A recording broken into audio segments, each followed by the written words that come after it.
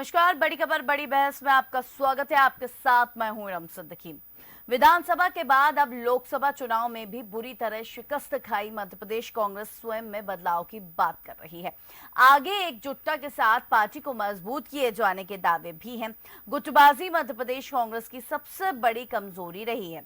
तो क्या लगातार पराजय के बाद कांग्रेस इस एकजुटता को वाकई कायम कर पाएगी या सिर्फ तात्कालिक प्रतिक्रिया भर है? बड़ी खबर बड़ी बहस में आज हम इसी मुद्दे पर चर्चा करेंगे, लेकिन उससे पहले एक रिपोर्ट।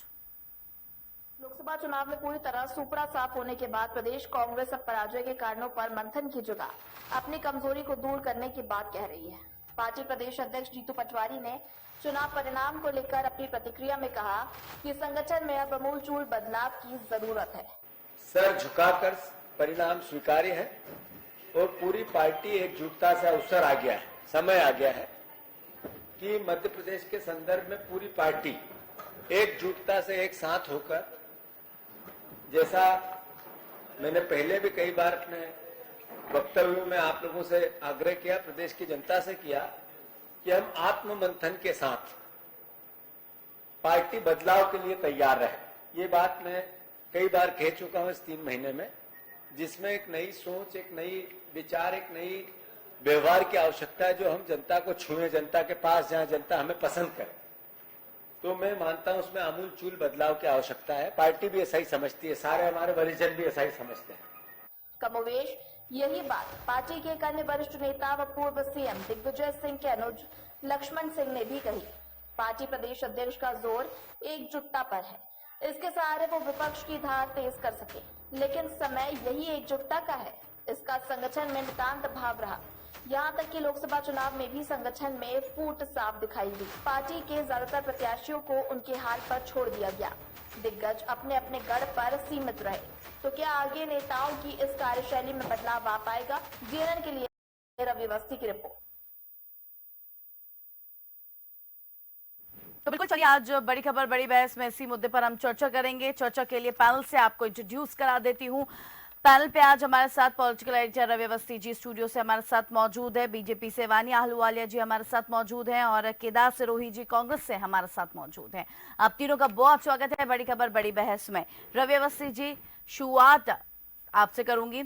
एकजुटता के साथ अगर देखा जाए तो कांग्रेस की यहाँ पे प्रतिक्रिया सामने आई है कि यहाँ पे कई बदलाव अब कांग्रेस अपने अंदर करेगी, क्योंकि जिस तरीके से चुनावी नतीजे मध्य प्रदेश की अगर हम बात करें सामने आए हैं उसके बाद।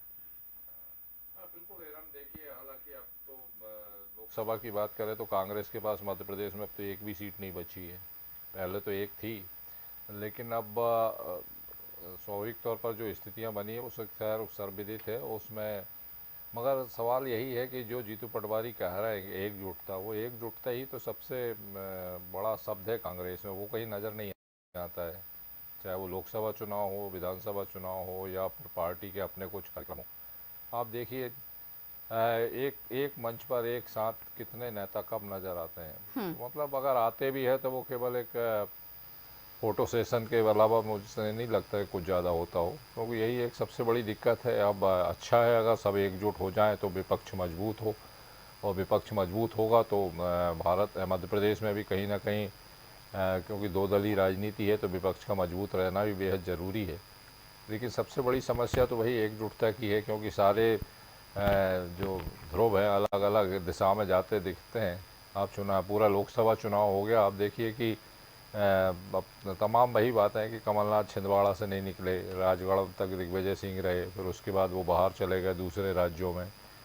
प्रत्याशी अपने हाल पे, भोपाल के प्रत्याशी अरुण श्रीवास्तव, उनके साथ कितने नेता खड़े रहे भोपाल राजधानी में। जब ये हाल है तो दूर दराज के इलाकों में क्या स्थिति बनी होगी, और उसका परिणाम भी देखिए सामने आ गया है कि कितनी बुरी तरीके से शिकस्त खानी पड़ी। जो भी कांग्रेस कह रही थी कि 10-12 सीटें ले आएंगे, 12 तो कम से कम लाएंगे, कोई 15 कह रहा था, कोई 7-8 कह रहा था, अब तो एक भी नहीं मिली।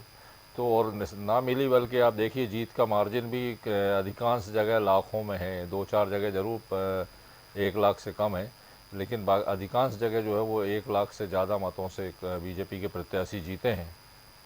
अब हालांकि पार्टी के जो प्रदेश अध्यक्ष हैं वो बदलाव की बात कर रहे हैं और एकजुटता की बात कर रहे हैं। बदलाव तो ठीक है, बदलाव तो मुझे लगता है कि उनका संगठन की 6 महीने से कार्य समिति नहीं है, तो उस कार्य समिति को अगर बनाएंगे तो उसमें किस तरीके का स्वरूप होगा वो तो खैर बात की बात है, लेकिन फिलहाल बदलाव कैसा। और दूसरी बात यह है कि भाई कार्यशैली ही बदलनी पड़ेगी, कार्यशैली बदलना है तो फिर आपको एकजुटता के साथ आना ही पड़ेगा, मगर एकजुटता के साथ आ पाएंगे यही एक सबसे बड़ी विडंबना है कांग्रेस में। चलिए केदार जी आपसे जानूं, क्योंकि आप ही के पार्टी के प्रदेश अध्यक्ष अगर बात की जाए तो वो एकजुटता की बात कर रहे हैं और ये पहले भी हम इस पर चर्चा कर चुके हैं, लेकिन अब जिस तरीके से देखा जाए आप ही प्रदेश अध्यक्ष की प्रतिक्रिया सामने आई है। देखिए, यह बात बिल्कुल सही है कि 2004 के बाद अभी तक हम सत्ता में नहीं है, और सत्ता में नहीं आने का जो भी बड़ा कारण रहा है वो कारण रहा है कि आप संगठन मजबूत नहीं है। संगठन, राजनीतिक दलों के लिए सबसे बड़ी ताकत होती है संगठन, तो उसमें हमारी कमी नहीं है, वो तो सर्वविदित है।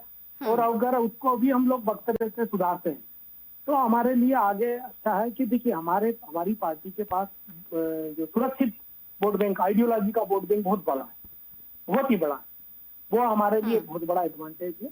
अब देखिए, संगठन पर बहुत बारीक मंथन करने की जरूरत है और खुल के बातचीत करने की जरूरत, क्योंकि अब इस स्थिति में है कि अभी भी अगर बात नहीं करेंगे और अभी भी इधर उधर बाल को हम लोग दौड़ाएंगे तो गोल तक नहीं पहुंच पाएंगे, वो इधर उधर ही घूमती रहेगी। तो प्रदेश अध्यक्ष ने हमारे जो है जीतू पटवारी जी, उन्होंने सही कहा है कि बदलाव की जरूरत है, एकता की जरूरत है। देखिए, थोड़ी सी बात तो मुझे भी समझ में आई इस दौर में। भारतीय जनता पार्टी ने तो सीखनी चाहिए, भारतीय जनता पार्टी ने हमसे सीखी थी, अब हमको उनसे सीखनी चाहिए। संगठन में विधायकों का दखल अंदाजी बिल्कुल नहीं होनी, भारतीय जनता पार्टी में नहीं है, आरएसएस में और उनके संगठन में, इसलिए वो कंट्रोल्ड होते हैं। अब विवाद कहाँ पैदा होते हैं, जहाँ ग्रुप, जहाँ चुनावी रणनीति के लिए सब स्वतंत्र होते हैं और संगठन अलग हो जाता है, तो वहां से भी थोड़ा सा एकता में टूट आती है, जिस एकता की बात जीतू पटवारी जी ने कही। तो इसमें सुधार की है, क्योंकि हम लोग बहुत लंबे साल तक देश में सरकार बनाई है, मध्य प्रदेश में बनाई है, वो बनाने के पीछे था एक केडर। आज देखिए, यूपी में अभी अखिलेश जी ने अपना केडर खड़ा किया, अच्छे से काम किया, वो मैदान में आया। शिवसेना का महाराष्ट्र में केडर रहा, देखिए अच्छा परफॉर्मेंस आया। राजस्थान में अच्छा काम हुआ है। आप देखिए, हरियाणा में और इसमें पंजाब में भारतीय जनता पार्टी को सफलता ही नहीं मिलने दी, पंजाब में तो विशेषकर, हरियाणा में तो उनकी उम्मीद थी उससे खत्म। वेस्ट बंगाल में जाते तो ममता बनर्जी का जो संगठन है वो बढ़िया अच्छा है, केजरीवाल, इवन जो लेफ्ट के ऑर्गेनाइजेशन है उनका सबका संगठन अच्छा है। तो यहाँ तक कि मैं अभी तो ये कहता हूँ कि किसान संगठनों से भी हम लोग सीख लें कि इनके पास संसाधन नहीं है, अलग अलग विविधताओं से भरे हुए, अलग अलग राज्यों में, अलग अलग। लेकिन केदार जी, ऐसा नहीं लगता कि बहुत ज्यादा वक्त निकल गया उसके बाद यहाँ पे समझ में आ रहा है कि एकजुटता की कमी है? अभी भी वक्त है, जो निकल गया उस पर तो नहीं, पर अभी भी अगर हम सही समय पे काम ले लेते हैं, काम शुरू कर लेते हैं और रिव्यू कर लेते हैं, तो मुझे लगता है कि कोई तकलीफ जो निकल गया वो तो निकल गया, उस पर तो कहने का कोई बड़ा बात नहीं है। चले वानी जी से मैं जवाब लेती हूँ। वानी जी, क्या कहेंगे आप यहाँ पे जिस तरीके से कांग्रेस का जो प्रदर्शन रहा 4 जून को, जो नतीजे आए उसके बाद से लेकर विधानसभा चुनाव में भी हमने देखा था, जब नतीजे आए तब भी एकजुटता की बात हो रही थी, गुटबाजी की बातें हो रही थी कांग्रेस में, और अब खुद प्रदेश अध्यक्ष यहाँ पे एकजुटता की बात कर रहे हैं कि एकजुटता पर यहाँ पे ज्यादा जोर दिया जा रहा है। वानी जी, क्या कहेंगे? जी सबसे पहले आपके दर्शकों को नमस्कार करती हूँ, पैनलिस्ट को प्रणाम करती हूँ। देखिए, दूध का जला तो छाछ भी फूक फूक के पीता है, परंतु कांग्रेस में ये सदा रीति नीति, नेता, संस्कार, सम्मान, समर्पण, इनका अभाव है, और जो प्रचलित है वहां पर वो है परिवारवाद के लिए समर्पण। नाम चलता है, काम नहीं, विचारधारा है नहीं, राष्ट्र के समर्पण है नहीं, सनातन विरोधी टिप्पणियां होती हैं इनकी। तो होता क्या है, सुनूंगी केदार जी, सुनूंगी, वानी जी से कमेंट ले लूं, फिर आपकी भी बात सुनूंगी। वो है क्या, अब कांग्रेस में बिल्कुल विपरीत है भाजपा के से अगर आप कंपेयर करें तो भाजपा में जहां हम कैडर बेस्ड हैं और हर नेता भी कार्यकर्ता है, कांग्रेस में हर नेता, हर कार्यकर्ता नेता है, इसलिए आपस में तालमेल नहीं होती, वर्चस्व की लड़ाई होती है। और आप देखते आए हैं 4 में इनके पास 145 सीट थी, कोalition बनाई इन्होंने मनमोहन सिंह के साथ सरकार में। 2009 में 206 सीटें आई थी। कांग्रेस की गिराव का जो ग्राफ है वो लगातार निचले स्तर पर आ रहा है। इस बार भी चलो 100 का आंकड़ा छूते छूते चूक गए। पिछली बार 52 सीट्स थी, उसको डबल भी नहीं कर पाए। तो कहीं ना कहीं जो इनका राष्ट्रीय नेतृत्व है, उनकी जो मानसिकता है, आप देखिए ना, एक बहुत छोटा सा एग्जाम्पल देती हूँ। प्रियंका गांधी ने जो दिल्ली की सांसद के खिलाफ जो अभद्रता हुई थी, उसमें एक टिप्पणी दी, पर उसकी खुद की जो कार्यकर्ताएं थी, जिन्होंने एक ने दिल्ली से आवाज लगाई कि पीड़ित हूँ, नीचे छत्तीसगढ़ से आवाज आई पीड़ित हूँ, जो दूसरे राज्यों में इनकी सरकार है वहां पर जो असंतुलित स्थिति थी, वहां उन्होंने हस्तक्षेप नहीं किया। तो इनका कहीं ना कहीं केंद्रीय नेतृत्व, राज्य नेतृत्व और जमीनी कार्यकर्ता, इनमें असमंजस है, तालमेल का पूरा अभाव है। इसलिए क्योंकि कोई एक जो वर्क कल्चर होता है ना, वो वर्क कल्चर का अभाव है। जिसको जैसे करना है वो वैसे अपनी पार्टी चला रहे हैं। और इसलिए आप देख रहे हैं कि इनकी जो विश्वसनीयता थी मध्य प्रदेश में, शून्य। सबसे खराब प्रदर्शन रहा है केदार जी कुछ बोलना चाह रहे हैं। केदार जी, सालों तक ये याद रखेगा। ये मैडम से कहिए कि इनकी पार्टी को संभाल कर रखे। इनके खुद के जो राष्ट्रीय नेता स्वघोषित भगवान 1.5 लाख से जीत पाए, शुरू के दौर में पीछे चल रहे थे। थोड़ा बहुत और मामला भारतीय जनता पार्टी, अरे छोड़िए, बात सुनिए, बीच में नहीं। और तमीज की तो मेरे से बात मत करना मैडम, है ना। आप है ना बहुत उसमें रह के बात करिएगा मुझसे। तो शब्दों की मर्यादा रहे टीवी डिबेट में। चलिए आप अपनी बात कंटिन्यू रखिए। केदार जी मेरे से तो है ना संभल के ही बात करा करें। चलिए केदार जी आप अपनी बात रखिए। आप क्या कहना चाह रहे हैं, आप अपनी बात रखिए। वानी जी अपनी बात रखेंगी। केदार जी बोलिए। जनता पार्टी को अपना खुद का मूल्यांकन करना चाहिए। हम अपना मूल्यांकन कर रहे हैं। उनके कहने से हमारे यहाँ कुछ भी होना नहीं है। कौन से नेता नेतृत्व की बात कर रहे हैं? इनके पास एक सिंगल तानाशाही करने वाला, राजतंत्र चलाने वाला नेता डेवलप हो चुका है, जो पूरे नेताओं को कब्जे में करके चला रहे हैं। यहाँ पर चिट्ठी और पर्ची से नेता और मुख्यमंत्री बदले जाते हैं। लोकतांत्रिक व्यवस्था जहाँ पर है ही नहीं, वो पार्टी के लोग हमें क्या सिखाएंगे?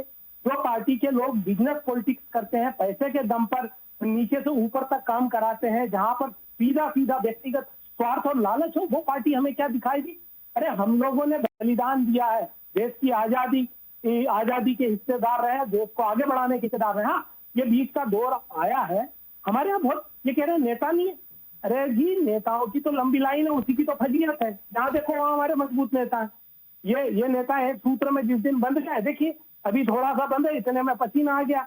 370 की जगह 200 पे ही लाके 240 पर, वो तो 2-3 राज्यों में हमारी कमजोरी रही, नहीं तो 200 पे ही लाके रख देते। हमारे पास नेता बहुत है, हमारे पास नेतृत्व क्षमता बहुत है, हमारे पास मुद्दे हैं। इसी के लिए तो आज केदार जी अभी तो आप अपनी हार स्वीकार भी कर रहे थे। आप कह रहे थे कि हमें सीखने की जरूरत है, और अब आप उसके ही उलट बात कर रहे हैं। आपने कहा अभी बीजेपी से सीखने की जरूरत है हमें। नहीं, मैंने उसमें 25-30 संगठनों के उसमें इंटरफेयर की बात की है। मैंने इंटरफेयर की हर चीज की अलग अलग। मैंने किसान संगठनों का भी जिक्र किया, शायद आप नहीं सुन पाई होगी। मैंने टीएमसी का भी जिक्र किया, मैंने अखिलेश यादव जी का भी जिक्र किया, मैंने उद्धव ठाकरे जी का भी जिक्र किया है। आप पॉलिटिकल जब बॉडी हो तो आप उसमें इंप्रूव करने की क्षमताएं स्वीकार करनी चाहिए। आज एक चीज और कही आपको, सबसे बड़ी मास बेस्ड पार्टी है हमारे पास। जितना मास है उतना केडर वाले के पास है ही नहीं। परेशान होते रहते हैं, खरीद फरोख्त करना पड़ता है दिन भर, तब तो जाके उनकी सरकार चलती है। हमारे पास आइडियोलॉजी है, वो सामने वालों के पास आइडियोलॉजी नहीं है।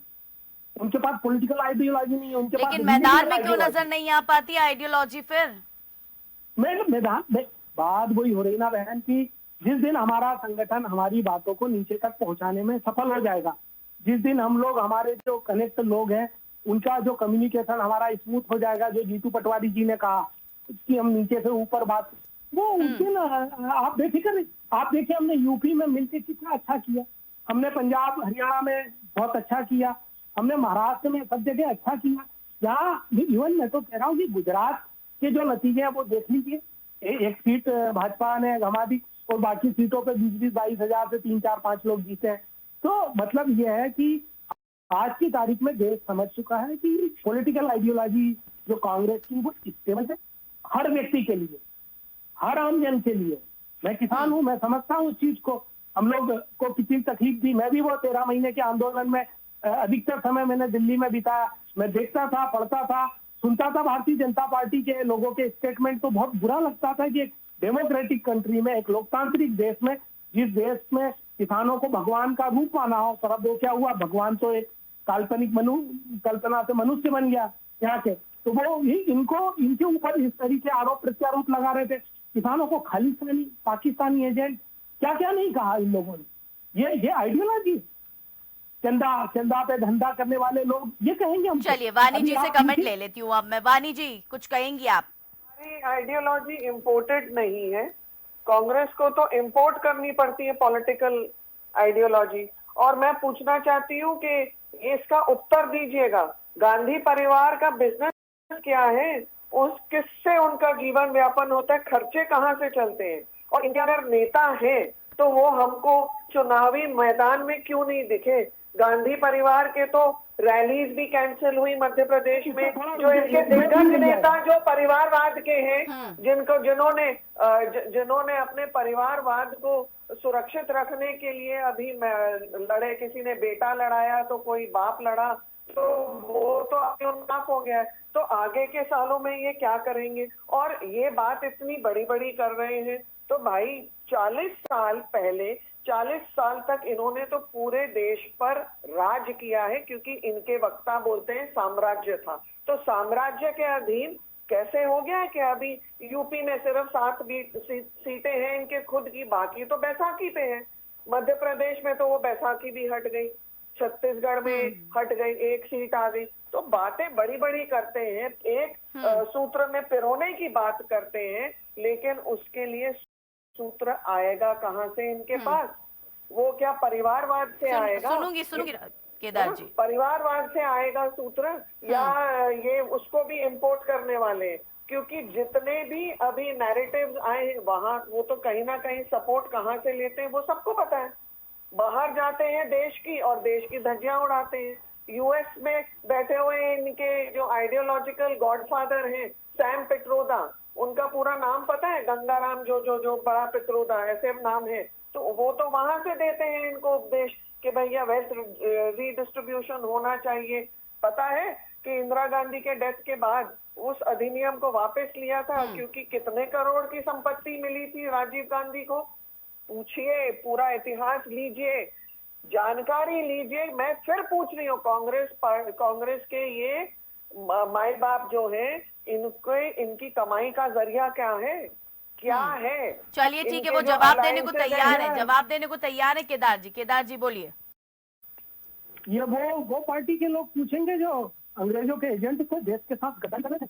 अरे शर्म लीजिए, गांधी परिवार वो परिवार है जो नेहरू जी ने सबसे पहले अपनी जायदाद देश के नाम पर की थी, आप शायद भूल गए।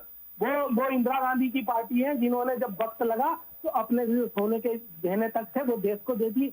ये वो भारतीय जनता पार्टी जवाब धंधा दो। अरे पहले सुनिए, आप जब पूरी बात सुनिए, आप मुझे बताइए कि वो नरेंद्र दामोदर दास मोदी वो 15 लाख के सूट कहाँ से पहनते हैं? वो लाखों का चश्मा कहाँ से लगाते हैं? वो लाखों का पेन कहाँ से रखते हैं? वो दिन में 5-5, 10-10 जोड़ी कपड़े कैसे बदलते हैं? उनका रोजगार क्या है? बताइए ना देश को। ये रोजगार कौन सा है जो हर जिलों में महलनुमा भारतीय जनता पार्टी ने अपने ऑफिस बना लिए और लोगों को 5-5 किलो के झोले पकड़ा दिए? ये इनकी आमदनी का बताइए ना हमको कि इनकी आमदनी कहाँ है? आप बताइए। मध्य प्रदेश में ये मोहन यादव जो सीएम है, पहले क्या थे अब क्या है बताइए। ये शिवराज सिंह पहले जो पाँव वाले भैया थे, इनको चप्पल 2-2 नंबर बड़ी दे देते थे, 7 नंबर की जगह 9 नंबर चप्पल पहना के लोग इनको घुमाते थे। जिनके यहाँ जमीन वो छोटी थी, आज वो मध्य प्रदेश के छत्र बने हुए। बताइए ना कैलाश विजयवर्गीय पे, बोलिए ना खुल के, मैं नाम ले रहा हूँ। बताइए इनके पास इतनी प्रॉपर्टी कहाँ से आ गई है और इनके कौन से ऐसे धंधे हैं जो आज ये मध्य प्रदेश के अमीर बने हुए हैं? प्रश्न उठाने के पहले 3 उंगलियां अपने ऊपर भी देखिए।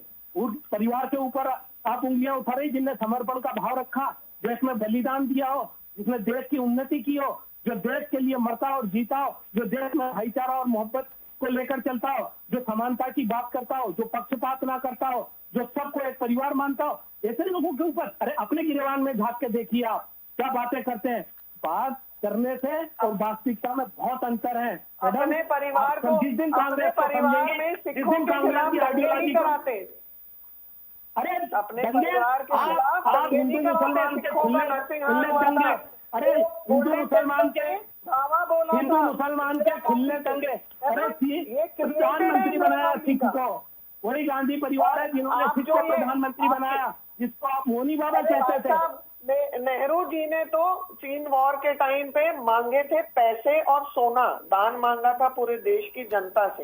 अरे 251 डॉलर सोना और 8 तो अपने करोड़ नेता की मूर्ति, देशी अरे मुद्रा, आप लोगों ने भी तो मांगा। जिसका हिसाब आज तक इस परिवार ने नहीं दिया है पूरी जनता को। अरे पीएम केयर फंड का हिसाब दो, पहले पीएम केयर फंड का हिसाब दो, फिर बात करते हैं आगे। पीएम केयर का फंड कहाँ है बताओ, हिसाब दो लोगों की। चलिए ये बहस तो निरंतर जारी रहेगी, लेकिन एक छोटा सा कमेंट मैं रवि जी आपसे लेना चाहूंगी। दोनों ही पार्टी को आप सुन रहे थे, एक आखिरी कमेंट आपसे इस पर।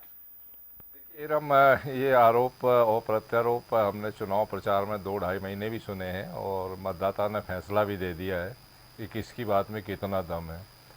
तो स्वाभाविक है, अब वो दम तो आज बैठक है का दौर चल रहा है दिल्ली में, दोनों ही धड़े जो है वो बैठक कर रहे हैं अपने अपने ठिकानों पर। तो स्वाभाविक तौर पर हालांकि ये तो अब अतीत की बातें है, कोई इसने कब क्या किया, और मगर यह है कि मतदाता अपना फैसला सुना चुका है। तो स्वाभाविक तौर पर अब जो बात, चूँकि मुद्दा यही हो रहा था कि वो एकजुटता आएगी कैसे, तो उस पर तो मुझे नहीं लगा कि किसी ने कोई बात कही हो कि वो एकजुटता लाने का तरीका क्या होगा, क्योंकि तो वही एक सबसे बड़ा पेचीदा सब्जेक्ट है कांग्रेस के पास।